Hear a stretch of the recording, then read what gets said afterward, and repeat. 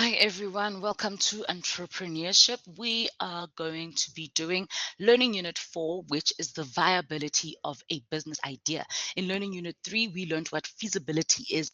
It's just a quick couple of questions that you ask yourself. Remember, there were certain steps that you ask yourself to find out if this idea is feasible and it's got something to do with, your passion for it. Do you really think it's a good idea, etc., etc., etc.? And then we did those calculations that help you to determine whether or not it's feasible. After you found out that your idea is feasible, then you need to do a viability or determine the viability of your business idea. The learning outcome we're going to do, the first one is market research, and that includes describing the concept viability study. Then we're going to explain the concept and importance of market research, and then we're going to describe the needs and from a customer perspective. Then theme 2, which is about the different formats that includes explaining the types of business formats, and then we're also going to differentiate between a mission statement and objectives within the business. Then theme 3, which is market analysis and costs. This includes conducting a market analysis, interpreting the following calculations from a business perspective, which include cost, selling price, the expected net profit, and the break-even point. And then we're lastly going to describe the importance of cash planning for a business. So learning outcome 1, describe the concept viability study. What is a viability study? What is a viability study? A viability study is an in-depth study that tries to determine how profitable a business idea is. The investigation also tries to determine whether it is possible to convert the idea into a business enterprise. In medicine, a viability study of the heart, for example, tries to determine whether the heart muscle is alive. This video focuses on the meaning of viability study in a finance or business context. If something is viable, it means that it can work successfully. A viable company is one that we'd expect to make a profit year after year.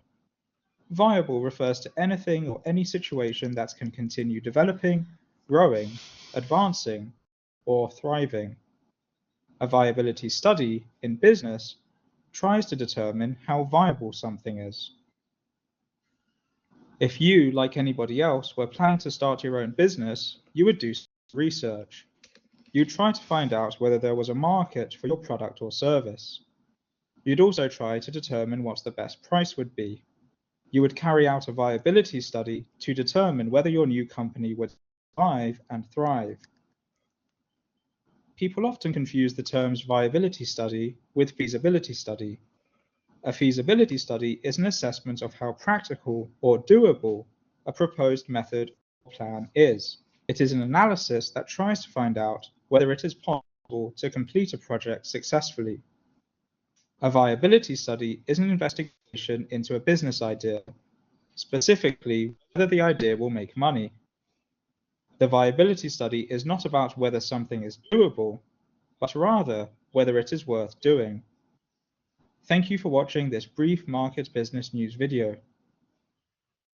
So a viability study, is it worth doing? So a feasibility study, you determine that it is possible to do it, right?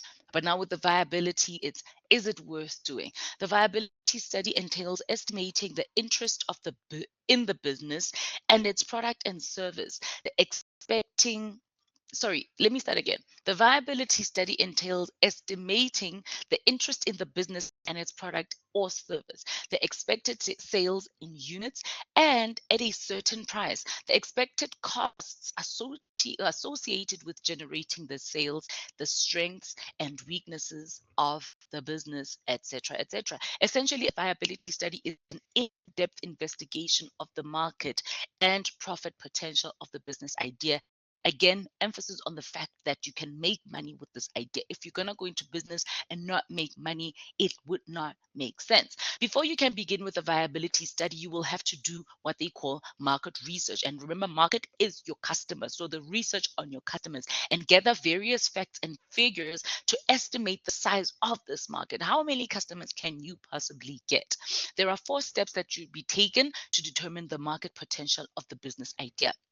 The first step the entrepreneur that should take is to conduct market research. The second step will be to establish the needs and characteristics of the potential customers. So after you've done this market research and found out who your customers are, then you're going to find out who are they really, what are their characteristics, right? And then the mission and objectives of the enterprise should be determined as the third step. And then the fourth step the entrepreneur should take is to perform a market analysis to determine the total potential market, the target market, and expected market share. And this is where the money comes in.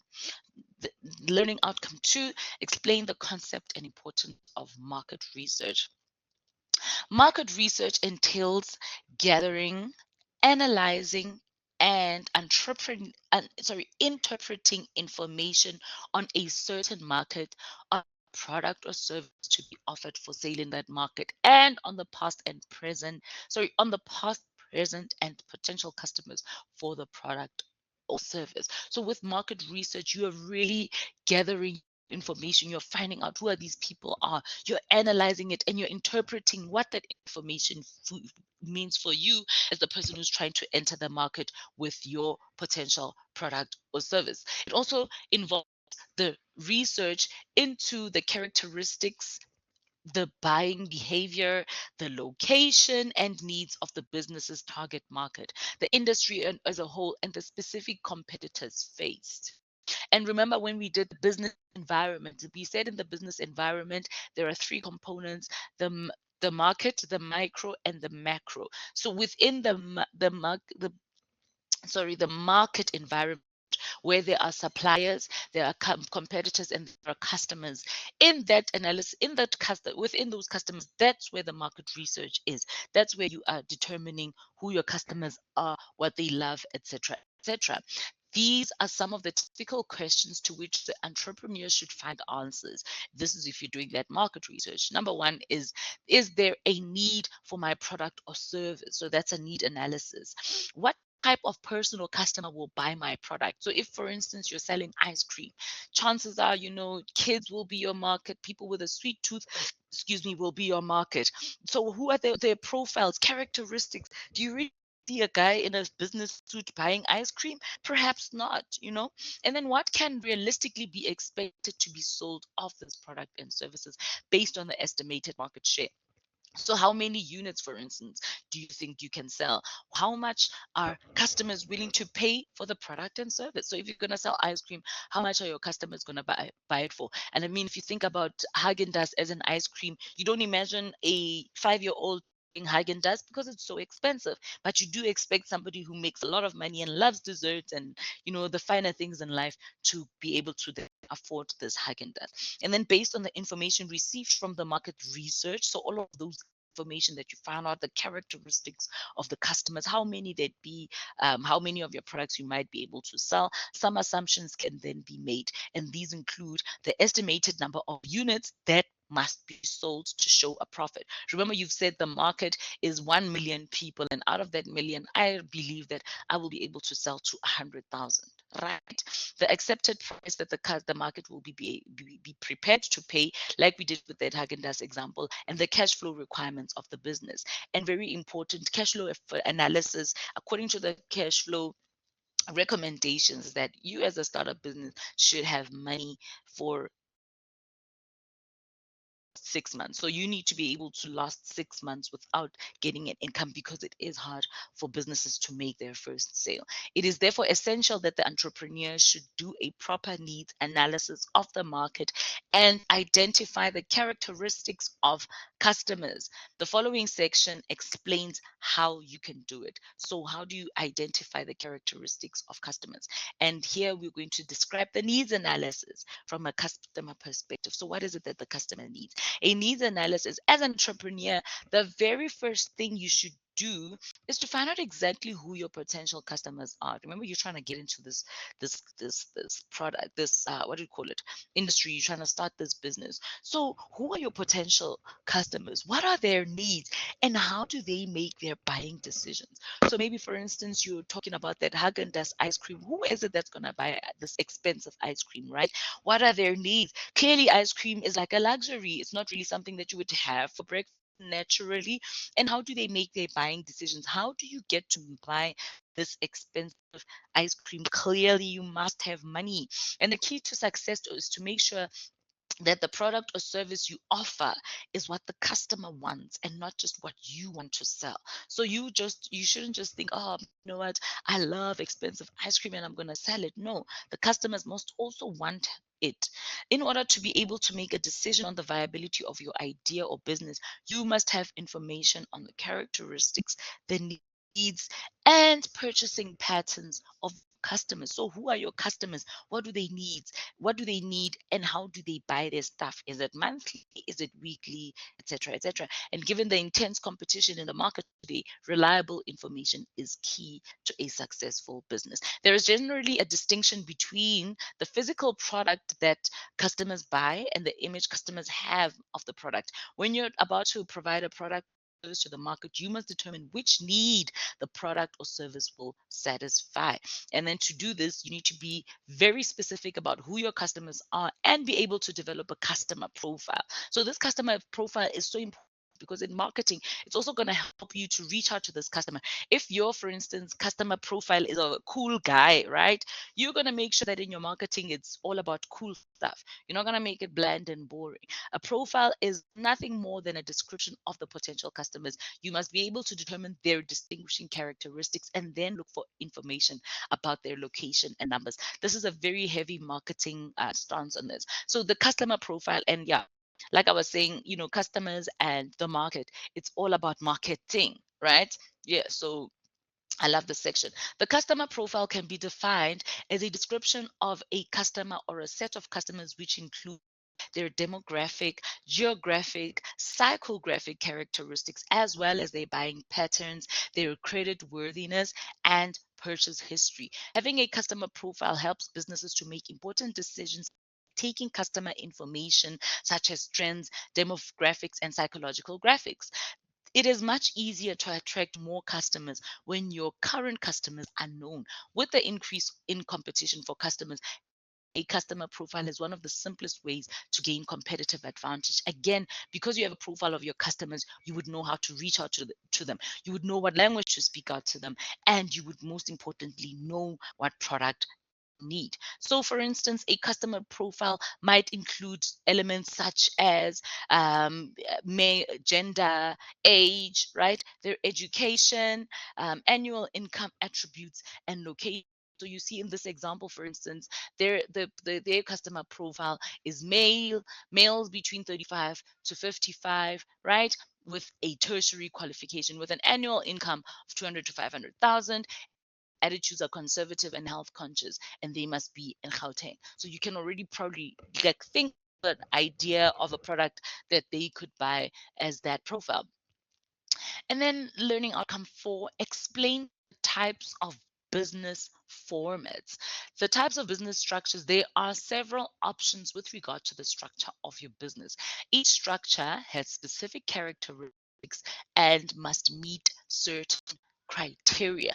And when we talk about the different types of businesses, guys, we're literally just talking about size. Okay. The different types of businesses, it all boils down to the size. I mean, think about it. If you're a spaza shop, you probably a two-man show or a three-man show, one-man show, possibly sometimes. But if you're running a Pick and Pay, for instance, that's going to determine the type of business that you have. You're definitely like a hundreds, type of business, hundreds of people type of business. So the type of ownership, number one, is the trade, or sorry, the sole trader or the sole proprietor, and they have what number of owners. And then they have what they call a partnership, and this, I guess, is determined by the number of owners of the business.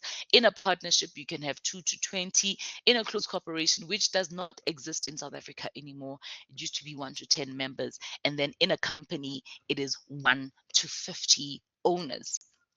So a sole trader or a sole proprietor, the sole proprietor is the simplest and most flexible business structure. The business structure has one owner and registration of the business is not required. And please make sure that you know how to explain these, guys. These are so important. They have been asked in assignments before. So for example, Jack would like to start a car repair shop in his garage. When a sole proprietor is formed, there is no distinction between the assets of the business and the owner's assets. Therefore, everything in Jack's house, his tools, his lift, his furniture and appliances is under the same form of ownership. The entrepreneur will also have full control and sole decision making power over policies, profits, and capital investment. You can imagine it's all on you. There's also no distinction made between personal and business debt, and that is what is wrong, or the fatal flaw for me for a sole proprietor. Because if you get into debt, they do not say it is your business that owes the money. It will be up to you as the personal person. If the business fails to repay the debt, the creditors have the right to seize personal assets. So for example, if Jack's garage runs out of money to repay his bank loan, the creditor has the right to seize both personal and business assets, and Jack's lounge suite or his tools or both. So the sole proprietor is also easy to close down because you literally just started it in your garage and now you're like, you know what, I'm tired of running this business, I'm out. It's like people match, like those people who, for instance, you bake in your kitchen, for instance. You can start whenever you want, you can stop whenever you want, and you're the only person, so you're not affecting anyone. Then you get a partnership. In a partnership, the partners own the business together. A partnership can vary from 2 to 20 people and is based on a written agreement prepared by the partners or by the lawyer. If a new partner joins the partnership, then a new the agreement needs to treat issues such as profit share in terms of termination. As with a sole proprietorship in a partnership, there is no differentiation between the assets and the debts of the owners versus those of the business, nor does the law distinguish between nor does the law distinguish between the assets of the different partners and debt. For example, if the business fails to repay its debt, then the creditors can legally pursue their invested funds by recovering the money from the sale of the property, whether privately or collectively owned of the partners. This does not have to be on equal terms. So that means that the creditor may choose to first focus on the partner with the most valuable or most accessible assets. It is also much easier to raise finances as a partnership than as a sole proprietor. But it's this line that gets me, right? So they're basically saying that if a creditor comes for you, let's say you guys were a partnership of 5 people, and you amongst the 5 people are the richest, chances are those people can come for you first because they're just like, hey man, you're the one with the biggest house coming for your goods. So it's really not I wouldn't suggest that you go into a partnership because there is no differentiation between your debt and the debt of the business. But they do say it is easier for you to raise funds because obviously you're not alone. Then we have a close corporation. I don't think they will ever ask you about a closed corporation because we do not have closed corporations in South Africa. But anyway, a closed corporation or a CC must be registered as a business entity. So this time remember, with the sole proprietor and with the sole proprietor and with the partnership, you didn't have to register the business. Now you have to register the business. So the number of individuals who can own and manage the corporation should not be more than 10, and they are referred to as members. So we're not talking about owners, we're talking about members because it's a closed corporation. Unlike partnerships and sole traders, the assets and debts of a closed corporation are not legally bound to the members of the business. So when we could run and come and get your house as a partner or as a sole proprietor, now we can only go to your business to find the money we want that you owe us or your business owner owes us. So for example, if entrepreneurs formed a CC, right, and their business failed to pay its debts, the creditors could only recover the money from the sale of the CC's assets and not the members' assets. So they cannot come into your house and try to sell your furniture to get their money back unless the members have stood surety in their personal capacity for the CC. Another thing that is not a recommendation. Do not stand surety, okay? And according to the Companies Act 71 of 2008, as from the 1st of May 2011 or 2011, the registration of new CCs was terminated. So it was in 2011 that CCs were terminated. Therefore, it is no longer possible to register a CC. But previously registered, but previously registration, sorry, was handled by a lawyer or an accountant, and the business was given a registration number. But now it is no longer possible since 2011. And the infamous company, or PTY Ltd. A company is formed when more than 10 people start a business, right? When more than 10 people starting a business choose to create a separate legal entity. A company consists, no, it's not more than 10 people, man. Yes, it's between 1 to 50 people. Even on your own, you can start a business. So I don't know why they say that there, but anyway, a company is formed when more than 10 people starting a business choose to create a separate legal entity. Please ignore that 10, it does start from one person, and you're basically registering a legal entity. So legally, it is a person, a legal person. A company consists of shareholders and directors, and the shareholders refer to the owners of the business, and shareholders are referred to as the owners of the business, and the directors are the managers of the business. Shareholders may act as directors, and directors may be shareholders in the company. So you can be both an owner and you can direct the business, because you are both running and managing the business. Like a CC, a company is a legal entity. Again, this is a legal person that you can go and pursue. So when you want your money, etc., the debts and your assets are considered to be separate from those of the shareholders. So once you register a business, right, and you start operating it, if the business does not do well and maybe it goes into bankruptcy and you are in debt, the debt can only be fetched from the company and not you as the person who started the company.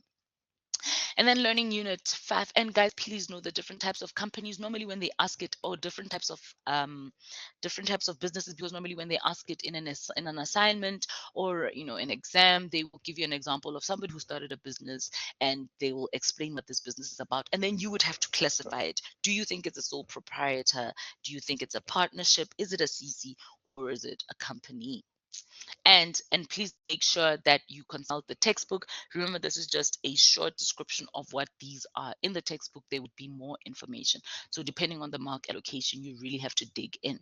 And then learning outcome 5, differentiate between a mission statement and objectives within a business. Please, guys, this is so important. I have seen this being asked so many times, every single time. In every assignment, they always ask this. So please make sure that you know it.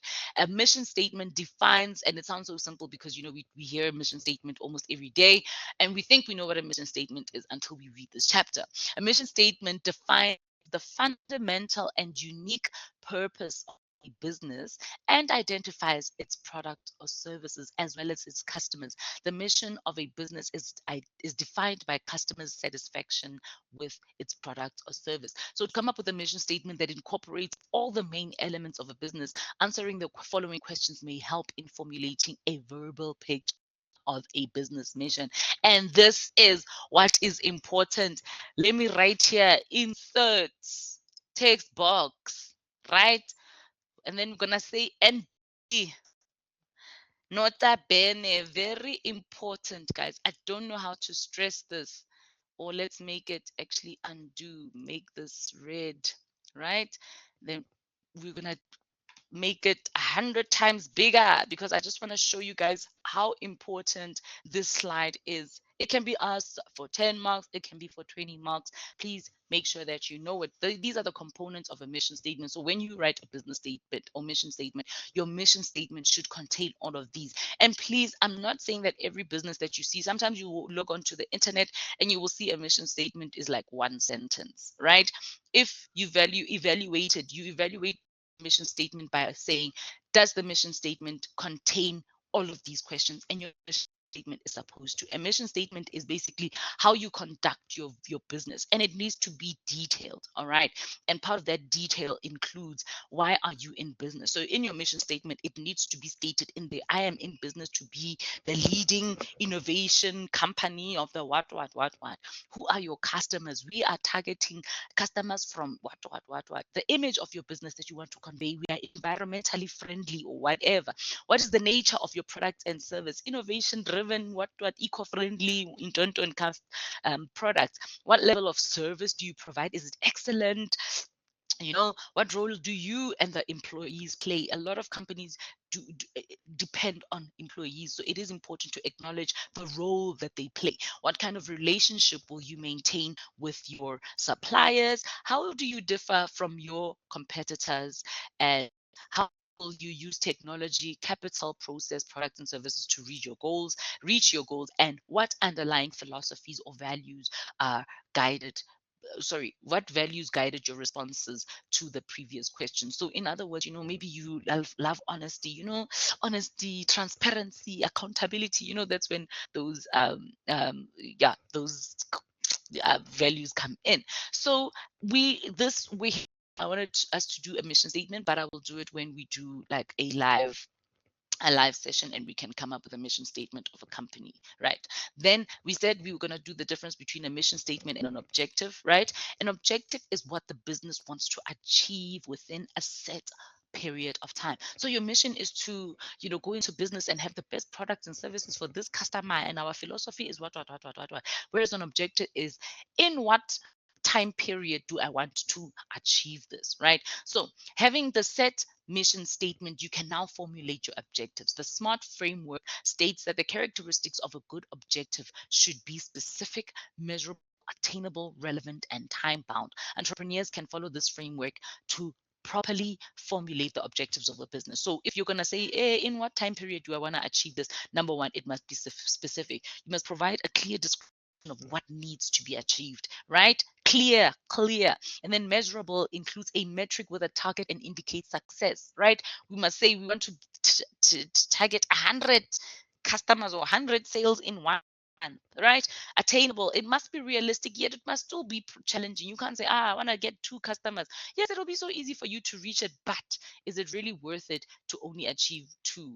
And then relevant, should relate. It means that the objective should relate to the business's mission and strategic goals. And then time bound, you should have a specific time limit in mind.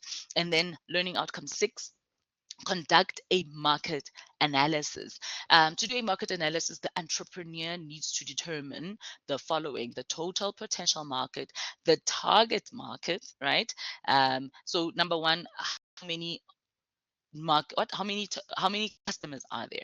Number two, who are these customers? Number three, the size and positioning of these people. So how many are there, and are they positioned as luxury, blah blah blah blah blah. And then the expected market share. So in other words, how many of those products can you sell?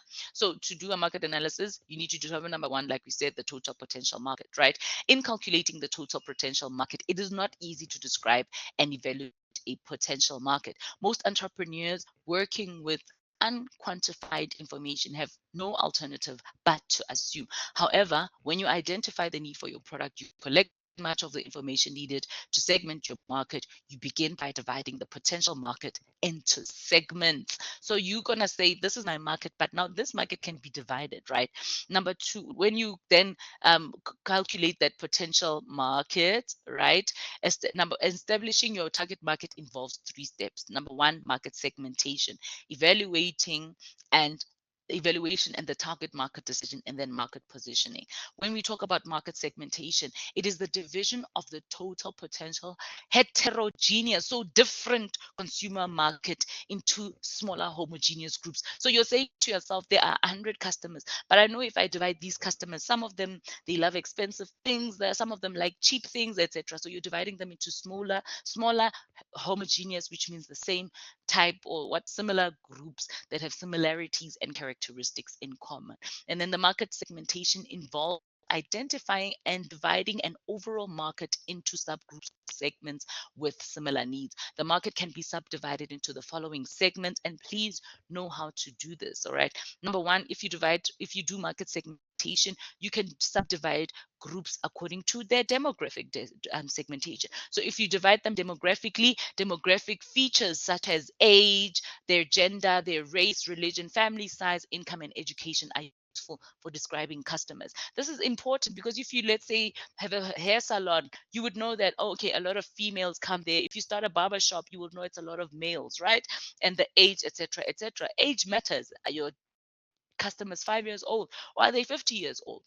Then the second one is geographic segmentation. So you can divide your customers based on where they live.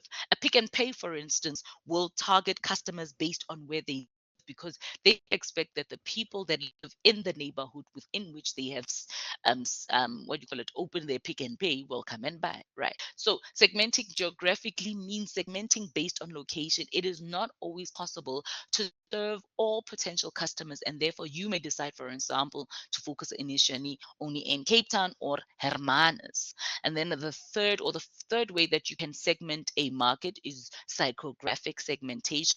Customers can be grouped on the basis of their personality traits, their values, their attitudes, their interests, and their lifestyle. Lifestyle is so important, right? Think about restaurants and how they know, hey, we love the nightlife people, we like people abathanda izinto, or so for instance, those who enjoy the outdoors and like 4x4 driving, that could be your market. So if you like the 4x4 people, where are they, when are they doing what they like to do, etc., etc. And then behavioristic. So not only in terms of their personal traits, but this is based on actual customer buying behavior. When do they buy? Where do they buy? How much do they buy? Some behaviors include readiness to purchase, level of loyalty, the frequency of the interactions with your brand, occasions, and benefits sought. Some people may prefer seafood to Italian. Some people may prefer quiet romantic settings, while others prefer lively music and dancing while they dine. Some only eat out special occasions, and others do so at least once a week. So customer behavior varies, and it is important for you to know it so that you know when to offer your product. Then step two, evaluating the target market decision. Having grouped the total market into segments, remember now we've just divided into demographic segment, what? Psychographic, geographic.